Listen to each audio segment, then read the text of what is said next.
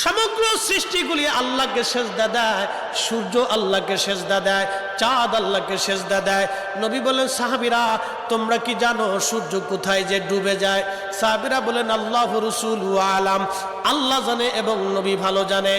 আল্লাহ নবী বললেন, সাহাবীরা রে, সূর্য যেতে যেতে আরশে মুআল্লার নিচে যায় আল্লাহকে সেজদা দিয়া সুবহানা রাব্বিল আলা বলে সূর্য পড়তে থাকে, আর সুবহানা রাব্বিল আলা বলে সূর্য তাসবিহ পড়তে থাকে, আর বলে, হে রব, আপনি যদি অনুমতি দেন পৃথিবীবাসীর জন্য আবার আলো নিয়ে ফিরে যাব, আর অনুমতি যদি না দেন আমি আপনার কুদরতি কদমে সেজদায় পড়ে পড়ে কাঁদতে থাকবো।